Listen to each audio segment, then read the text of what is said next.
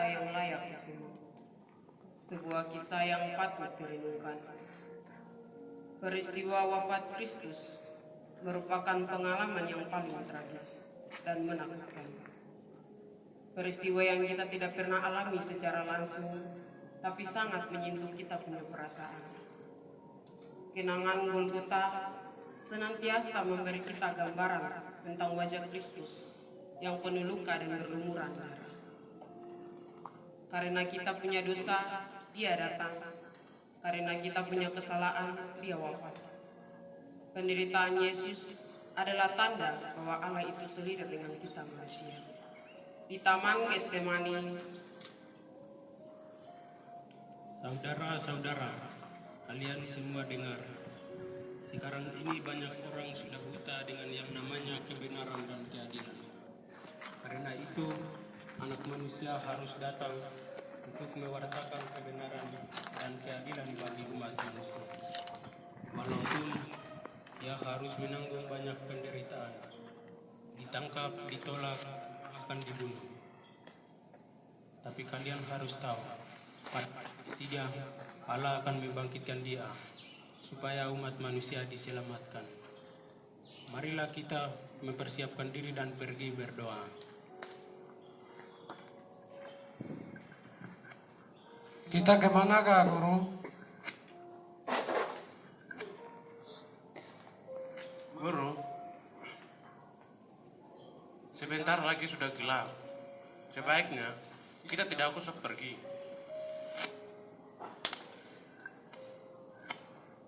Kita harus pergi ke Taman Getsemani di Bukit Zaitun, karena di sanalah awal kesengsaraan dimulai. Orang-orang berdosa akan menangkap dan menyeret Anak Manusia.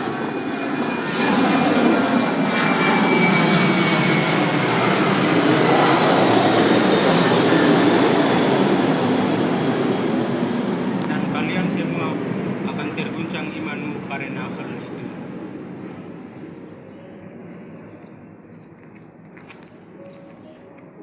Guru, kas tinggal.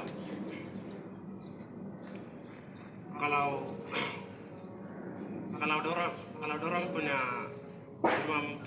imam tergoncang karena kamu. Kalau saya punya imam tidak pernah tergoncang.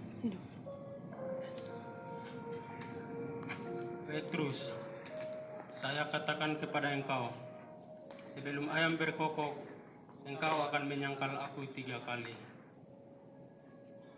kemudian Yesus berdiri dan berkata kepada para murid-Nya, Tinggallah di sini dan berdoalah, supaya kalian semua tidak jatuh ke dalam pencobaan. sesungguhnya kesengsaraan Tuhan sudah dimulai. Yesus berjalan menuju taman doa sambil membayangkan penderitaan yang akan Dia hadapi. Dia membayangkan bagaimana diludahi, dimaki, diinjak, dimahkotai duri di kepala, memikul salib yang berat, lalu jatuh sambil diinjak, digantung di kayu salib, dan ibunya Maria yang menangis di bawah kaki salib. Ia merasa seolah-olah semua orang membenci dan meninggalkan Dia seorang diri. Yesus tampak gemetar, ketakutan sambil berseru kepada Bapanya di surga. Ya Bapa, jiwaku terasa sedih dan mau mati rasanya. Bapa, saya tidak kuat menanggung penderitaan ini, Bapa. Kalau boleh, biarlah piala ini berlalu daripadaku. Tetapi bukan atas kehendakku, melainkan atas kehendak-Mu yang terjadi. Setelah berdoa, Yesus berdiri dan menuju ke para murid-Nya yang sedang tidur nyenyak. Ia menatap mereka, lalu segera membangunkan mereka. Petrus, Yakobus, Yohanes, bangun. Saya tahu kalian semua takut dan penuh beban. Tapi bisakah kalian berjaga-jaga dengan saya untuk 1 jam saja? Roh memang kuat, tapi daging lemah. Kini waktunya sudah tiba. Orang-orang yang menangkap saya sudah datang.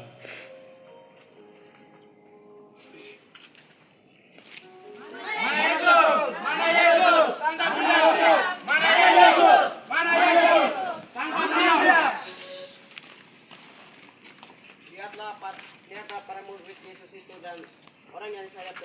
itulah dia.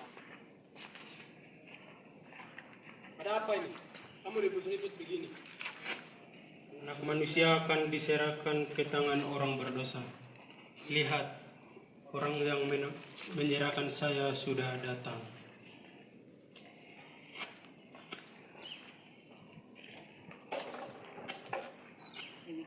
Sobat, engkau datang menyerahkan anak manusia dengan pelukan seperti begini. Kejam sekali engkau. Kalian mencari siapa? Yesus dari Nazaret! Yesus dari Nazaret! Inilah aku yang kalian cari.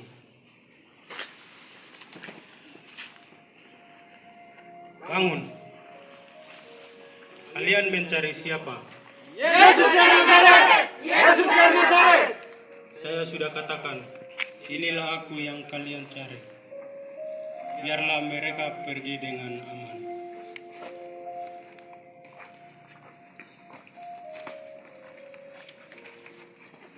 Guru, kami serang dengan pedang ini. Telingaku sakit. Petrus, sarungkan pedangmu itu. Sebab barang siapa menggunakan pedang, ia akan binasa dengan pedang. Engkau pikir saya tidak bisa meminta bantuan kepada Bapakku supaya ia mengirimkan lebih dari 12 pasukan malaikat untuk membantu saya? Wah, telingaku sudah kembali. Mujizat. Kenapa kalian tidak menangkap saya sewaktu saya mengajar di Bait Allah?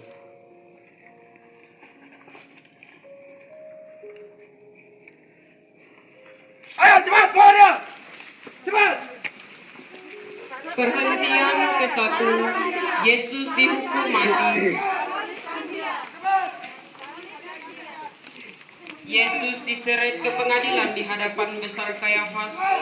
Yesus seperti domba yang diam membisu ketika diantar ke tempat pembantaian. Ia dianiaya, tetapi ditanggungnya dengan sabar, tanpa membuka mulutnya. Ia membiarkan dirinya digolongkan di antara kaum durjana. Sebab itu ia memikul kejahatan banyak orang dan berdoa bagi orang-orang berdosa.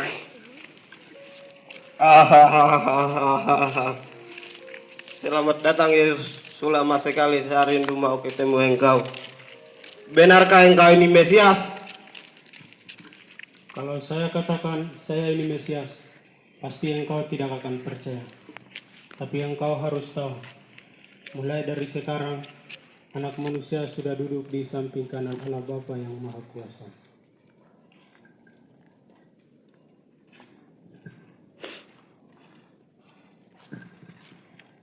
Apa yang engkau katakan?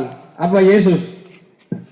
Kalian semua, apakah kalian dengar apa yang dia katakan tadi?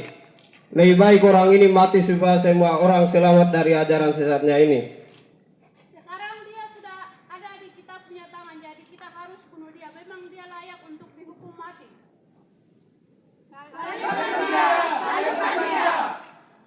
Bawa dan serahkan dia ke Pilatus.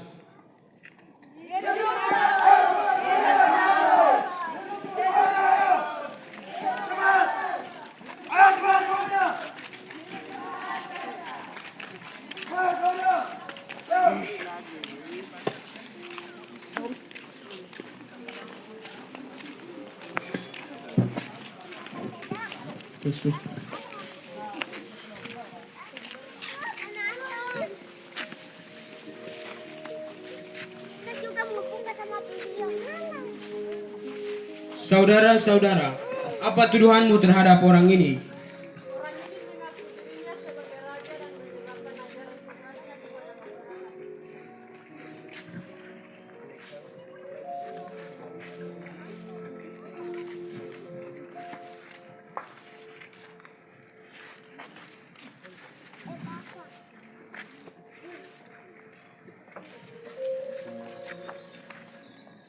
Kau tahu, semua orang di sini menuduh kamu sebagai pembawa ajaran sesat. Benarkah engkau raja? Apa yang engkau katakan itu berasal dari hatimu, ataukah ada orang lain yang mengatakan engkau tentang saya? Kau kira saya ini orang Yahudi, supaya kau tahu, kalau bangsamu sendirilah yang menginginkan supaya engkau dihukum. Jadi, saya mau bertanya, Sebenarnya engkau ada berbuat salah apa? Saya punya kerajaan bukan dari dunia ini. Seandainya kerajaanku dari dunia ini, pasti hamba-hambaku sudah datang dan melawan kalian. Tapi sayang, kerajaanku bukan dari dunia ini. Jadi engkau ini raja? Engkau sendiri yang mengatakan kalau saya ini raja.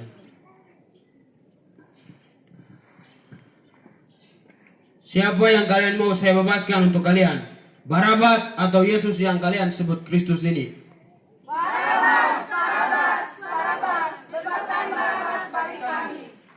Kalau begitu, apa yang harus saya lakukan untuk Yesus yang disebut Kristus ini? Salibkan dia. Bebaskan Barabas dan salibkan dia. Tetapi dia ada berbuat salah apa?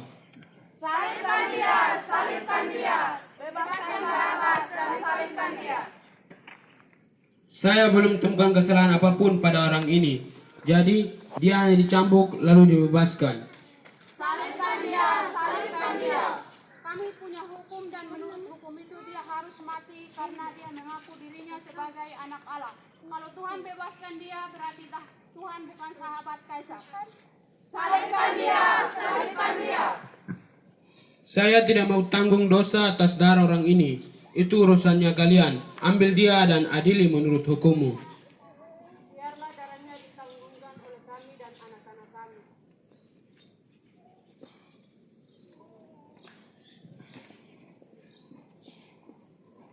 Ayo cepat, bawa dia. Cepat, bawa dia. Ayo cepat.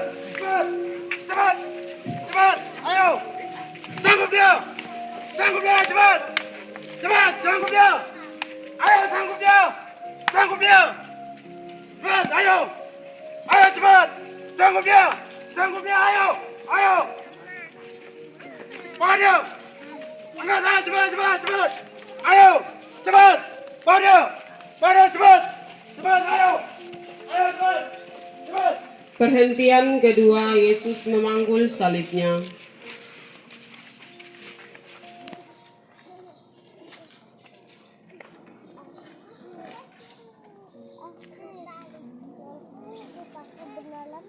Salam hai Raja orang Yahudi.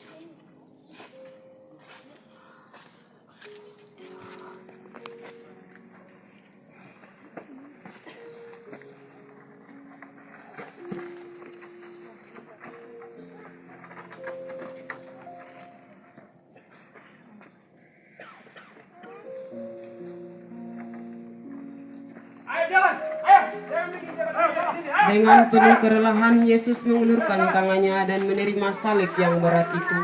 Ia hanya berdiam diri, tetapi berteguh hati untuk menerima keputusan yang tidak adil itu. Betapa kita kerap kali merasa tidak senang, bahkan mengeluh bila suatu saat kita mendapatkan salib kecil dalam kehidupan kita. Seperti sakit, gagal dalam studi, gagal dalam perjalanan, kesalahpahaman dalam pergaulan, serta beban hidup. Bukankah Yesus pernah berkata, barang siapa ingin menjadi muridku, dia harus berani menyangkal diri, serta memanggul salibnya setiap hari dan mengikuti aku. Betapa sering kita melarikan diri dari rezeki dan lebih sering mencari kenikmatan daging daripada harus berkeringat dan berjuang hati dengan tabah. Perhentian ketiga, Yesus jatuh di bawah salib. Sudah hampir sejam lebih Yesus berjalan menuju Bukit Golgota sambil memikul salib besar di pundaknya.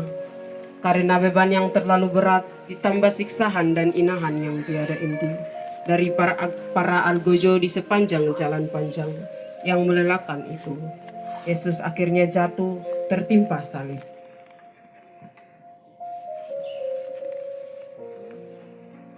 Ayo berdiri. Ayo. Sesudah jatuh, Yesus segera bangun dan kembali. Yesus tampak sudah sangat lemah. Sebenarnya dia sudah tidak sanggup lagi pikul salib, tapi hanya karena kasih dan cintanya yang besar untuk umat manusia, Dia berusaha bangkit untuk menyelesaikan misi keselamatan yang telah direncanakan oleh Allah Bapa di surga. Jatuh itu pengalaman yang menyakitkan sekaligus memalukan. Kita juga sering jatuh pada kesalahan dan dosa yang sama. Tetapi bersediakah kita bangun lagi dari kesalahan dan kedosaan? Memang bumi tidak akan menangis kalau kita terantuk dan jatuh.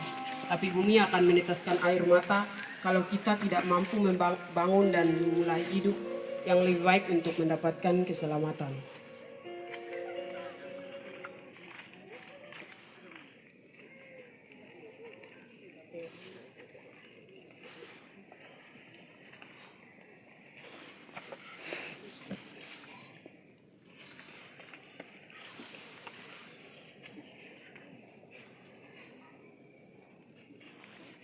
Perhentian keempat, Yesus berjumpa dengan ibunya.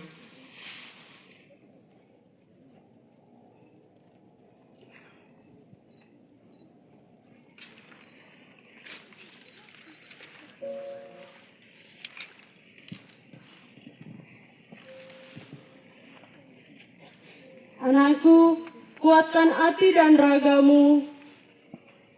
Walaupun hati ini sakit dan terluka melihat keadaanmu begini, Ibu akan selalu doa untuk engkau. Bangun dan lanjutkan misimu untuk keselamatan orang yang percaya kepada engkau.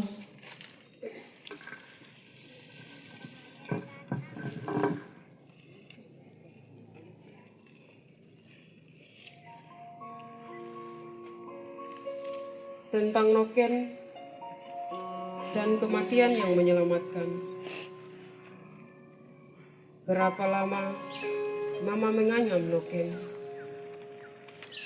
Selama dan sejauh perjalanan kesabaran bumi menumbuhkan keladi. Lapar dan keringat ibu usai pulang dari dusun. Tak ia tanggalkan. Sambil menganyam, ia menyaksikan bulan yang sendiri dan malam yang diam. Menganyam seperti menanti seorang anak yang dilahirkan. Sebelum menyaksikannya terang.